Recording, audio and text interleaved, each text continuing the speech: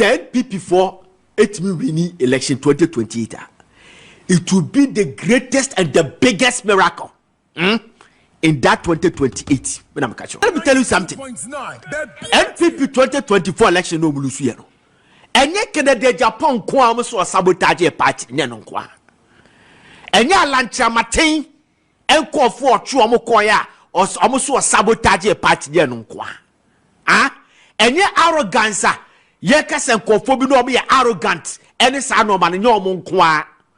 Nimum police station executive elections e koswa ye kotu bi anadwo enkofu eyi omu did free party register enkofu a sabotage omu enkofu a ye hack omu enkofu a like they were unfairly treated at that time. Some enkofu na they were reluctant, they did not vote and worked against the party because they wanted to be vindicated. The same thing Ekoso. I don't get it. NPP. New Patriotic Party. 2018. Build up to 2020 elections. Obi a mistake be. The mistake say ye the free police station executive elections register. Ye at your free register. Ya man kofo kwaya mo manya forms and kwanko file it. Obi o hono mo a 92.9 or executive. Ye yini dear film abra wonim say ye yini dear film and fairly. They make what I say. Ye omu ni na di film ma enkofo di film ma enkofo dia memenefe.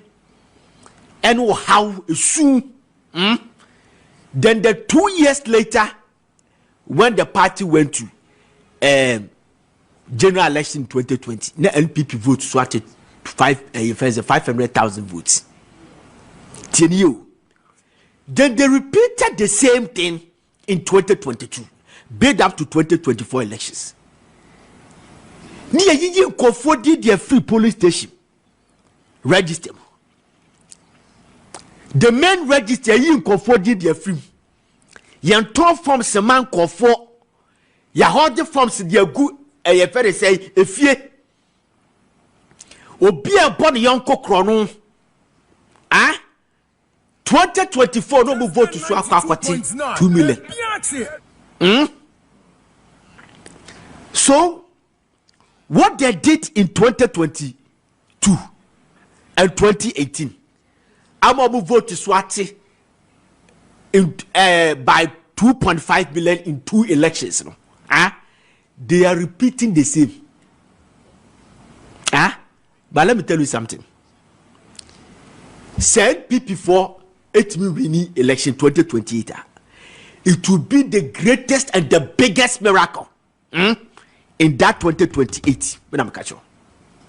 Cause 92.9. The greatest and the biggest miracle by BTBC 2028. And it's NPP will win elections. Because I don't see changes. You did the same thing in 2028. 2018. We vote to Swati by 500,000. What's that? The same thing 2022 to echo 2024 elections. I'm a vote to Swati 2 million votes. 1.5 million appreciation. You have done the same thing. How will you win election 2028? Tell me. How will you win 2028 elections? And what you know, Sammy, yet the Sadia de Dimia, you be deemed unfairly from the register. See, I don't need court. I don't have to go to court to settle my matter. I should be able to challenge you to the disciplinary and grievances procedure committee. Yeah. No more addressing me issue for mommy. Okay. But the problem they say, sa office na ye ka wasem. They don't trust that office and that the office of the New Patriotic Party disciplinary committee it's like bias and to the extent that the party people don't trust it, so they don't channel their grievances there and nobody court. etu all the back court no or court nipa no a otete no are you with me nipa no a otete no daddy party are also connected. They are all connected to the police, to the electoral commission. Etu ba kono say onum say injunction ba the electoral commission need to hide and seek because you are bribe no. The police need to hide and seek because you are bribe no. The make what I say it would now be fan junction and farmer no. Na you go back and forth na asamwaba. We the same thing. Ya koto aba. Ya to be anajo any ade. Grievances obiako file injunction 2020 should be constituency. Omo announce said there wouldn't be any election there because injunction that's all. Asante Bediatuo Sammy Uku announce lawyer Sammy Uku announce na Sampani Joy say yan tuaba because injunction that's all. But ya koko tuaba I was sad to constituencies no. Na party na jatu they did not annul it. Etiebe shobi club obi so akoto abanajo the following election. Ye to be anaju 10 p.m. 8 p.m. Ni agidi atuma abredi kwase yesa. Eti namba I spike for reason. The discipline the grievances no enye adwuma to the standard Asante Bediatuo Central. Na junction that so ne akwakoto because odise party ni ano Baltimore constituency Epidesachere East constituency say junction ye the party executive say yeah juma. So use it is your honor to call the electoral commission say yes sakaway fan juma. But you see the party no and kophobia or party the disciplinary and yeah juma to the sense that party they lose trust in it. Number the balusi just a minute. What can Article 276 of our Ghana Constitution strictly forbids chiefs from doing active politics. Nana in cancer board. Nana in cancer board. Nana me body na akasem keke. Onana na me do na also do me. And I no call friend. Na me needing come. Please, it is becoming too much. What is his interest? I want to just say is you don't contest chairman, uncontested member of parliament, uncontested organizer, uncontested BBR. You are not contesting member of parliament. What is your interest? How come that baby see what we just said is to be some previous? You're born and deal. I don't get it. Okay. And it is becoming too much. Please, the party need rest about that constituency. Okay. So big we find a way. Say party ni ye bibi na na cancer bodu. So be na din some phone ye be discipline na. That's fine. Na na cancer bodu will come. Will do the justice to it. That's fine. Say bibi na nkoya ne side na na cancer bodu. Ya you obedient ye free you ni e body na na cancer bodu. Wait, please, Nana, please, please. You should be the father of all. Because you are highly respected, people revere any idea. Please, please. Okay. The Constitution, Article 276, was say him for your politics. Okay. Also, super no home for Saturday. You put this anwa. Men and no name ya mwashime. Bongo for people. Our party. NPP. Yes. Say omunyesa. Omunyesa. Do ya omuyeno. Kase honte ne kase twitwie ne ateni no because see you man no some people disagree with people chese mo lake wo mo party num say bibi say koso na say ye dey na see from take bold decision say this is the direction of the party ye hwepo obi in line say only party ni ya adwen o only party ni nya adwen o say ne ye ko hu difference between mo party ni and this that be me the kakra me hu ne say I think say a bongo for people. Our party. NPP. Yes. Say omunyesa. Omunyesa. Do ya omuyeno. Kase honte ne kase twitwie ne ateni no. Because see you man no some people disagree with people. Why and I didn't insult them. Doesn't mean go and malign them. Asempa FM. What do I say? I said the party can but But if you don't have small kind of so, no, count on pay. What do I say? Aha, because one come out. Tell ya. What do I say? But you should be careful. Because time I spend on reconciliation after elections, no. You can nip a lot of things in the bud at the very beginning. No matter whose ox is being got. Una also about me, Una Egyarko, Kasana, it's your party, mra, and man will be deep. Una Asante Bediatuo, Kwanutum, and I Miti Brekum, my hand, or say, Uni Biaka Bonum. Or the say, Uni Biaka Bonum. Bonum never for Tiro to be. What do I say?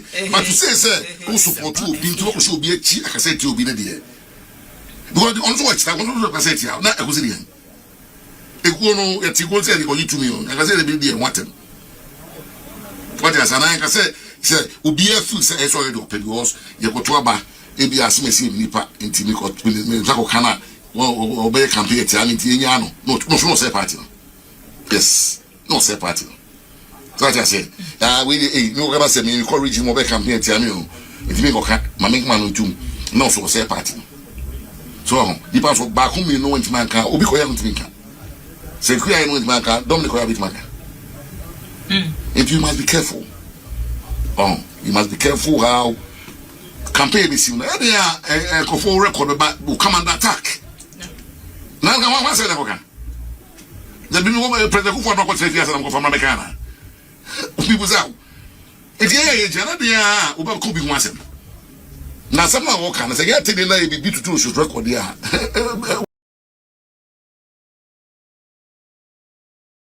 What was the big deal? What do I say? We all could be once. Let's hear your board report every 169, about 137 plus 1 into one left to come to Nassau. They can pay your board. They can pay your board. Then will be so free 137, 138, about 86. They think I wasn't. I don't think I wasn't. What do I say? It's about the world, but I don't know what it is. It doesn't mean I wasn't. I say, we know. I say, yes, sir. You can say, okay, Daddy. You can say, we'll be bidding. So why are they boarding? Because they're almost bidding. Yes, my trust will be for 8 years.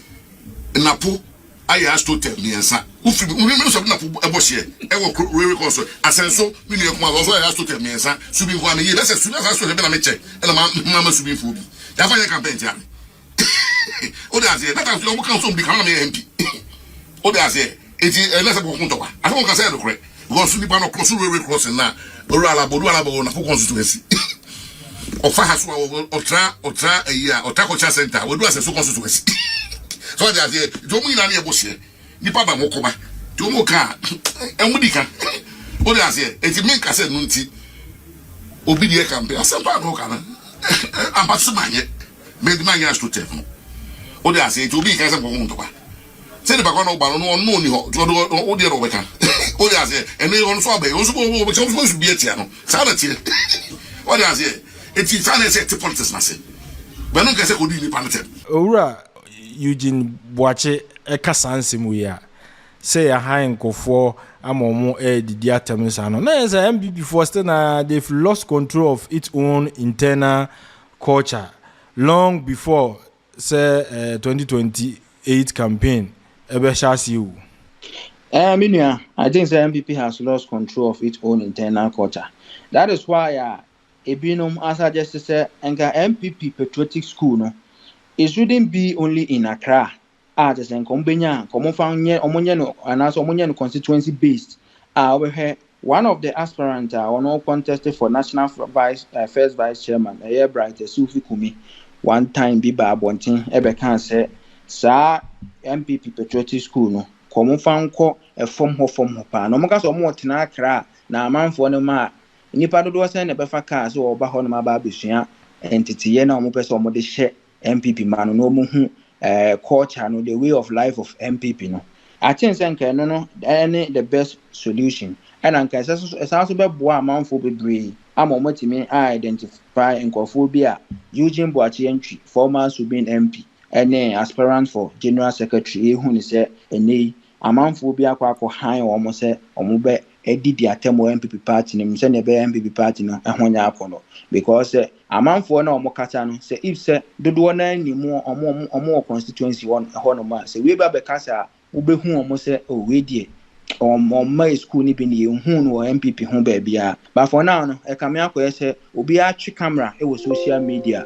no atag no so MPP ni no otuja no fam e no ka ho bi e na I think say ama omo culture na e wo MPP party ni omo deviating from ho a e ka me akoye say indiscipline bebre e koso e wo MPP party ni ye to so mienu e bi a me de beka ho e ye say e so omo panese amanfo no so omo didi elderly no so atem no cause se we ba no be kasa no didi atem no ye we ni na mo hwe ne hwe ha foforo nso be sa afa camera no no so aba be didi atem in the long run one how be hu ne say e bia na opposition party bi kra na han omo so omo na me didi atem enso so na e bia ye attitude bia e koso party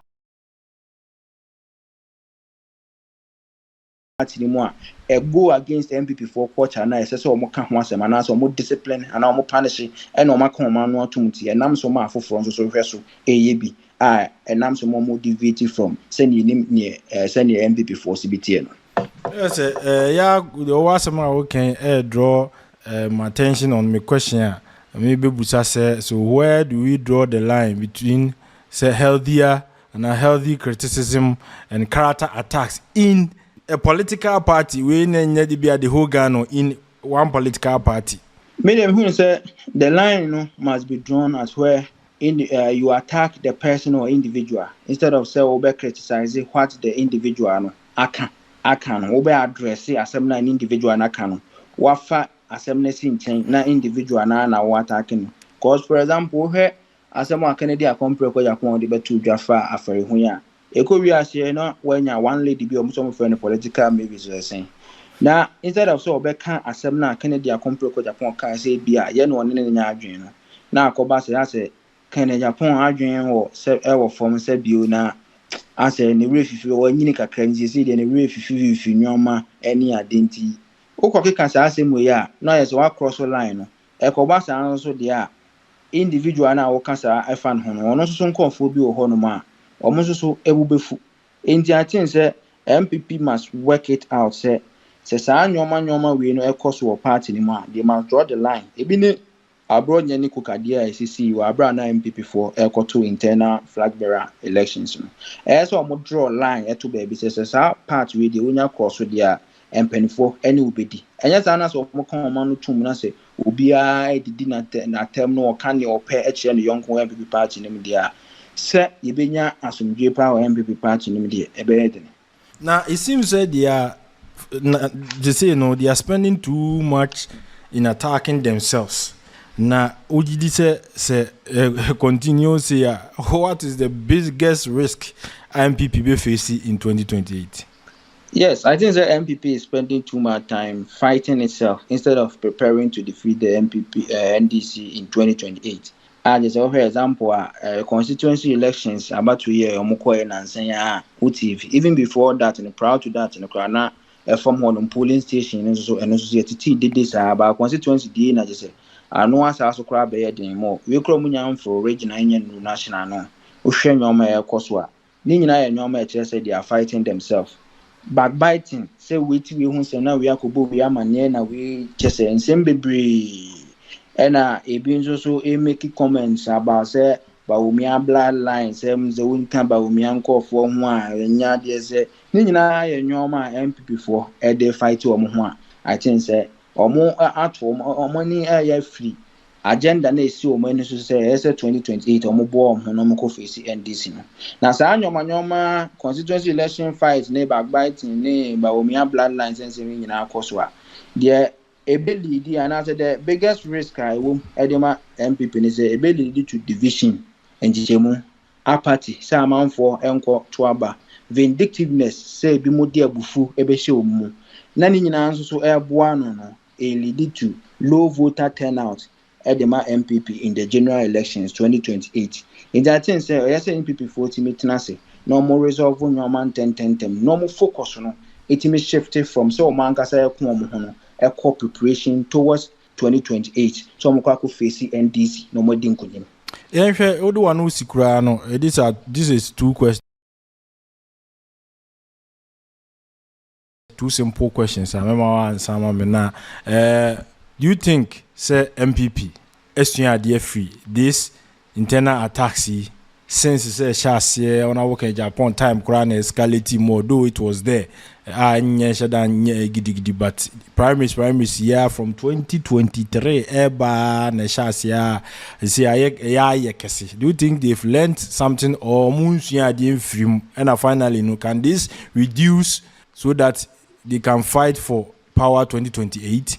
Child sua pa de make say bia MPP for sua bibia from dia na me twa ontro cause besi na nyina no atoa so na make say even kran say after MPP internal flag bearership race about 2020 31st January 2026 na make say so betwa but the come akwa still gusu to aso no na chi na sa one political mavis dey so SRBC as one dey oboni din sai cause nanka eswetwa as say nka focus ni nyina akwa say about we nti na amanfo edidi amanfo atem but say eno no so twa wieye na ono so sa akofa we betu mu kokeka sansem no na as akwa say still ade no MPP fo ntimi nka boy is it so de ye hwe ne say MPP fo betwa side di atem no so eno ti na ama Eugene Boakye entry edwa a wo tutu da say e kame akwa say di atem wo MPP party ne me wo beka say abo amanfo pa bi na omo ye because ka ye to abai wie de nka so atwa adenti na awusa so kwa konyane dead wounds as aso aba be ka say Kennedy say na adwen yesi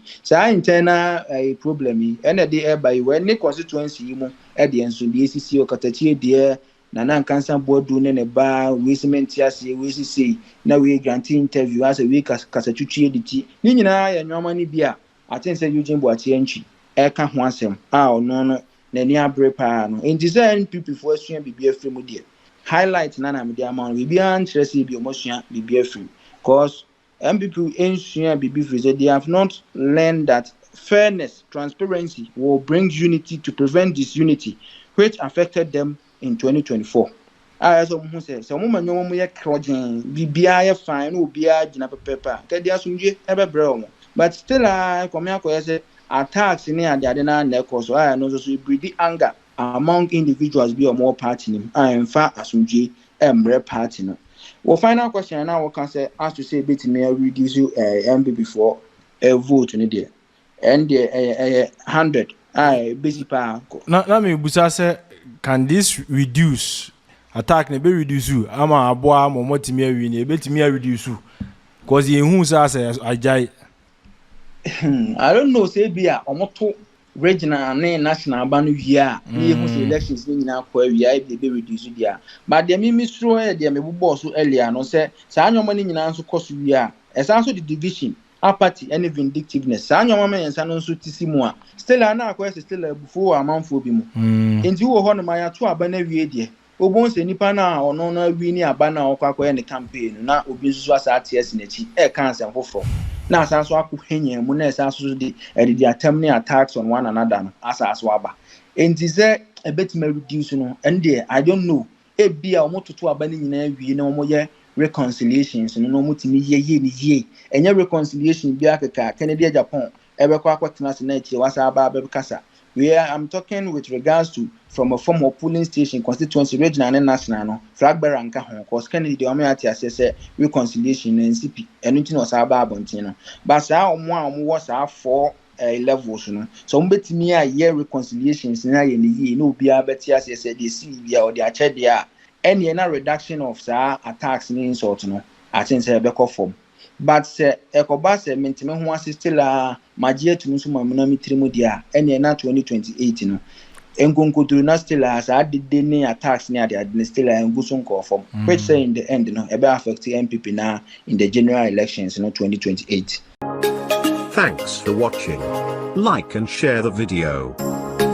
You can also drop your comment. Please don't forget to subscribe. Click on the bell to turn on the notification.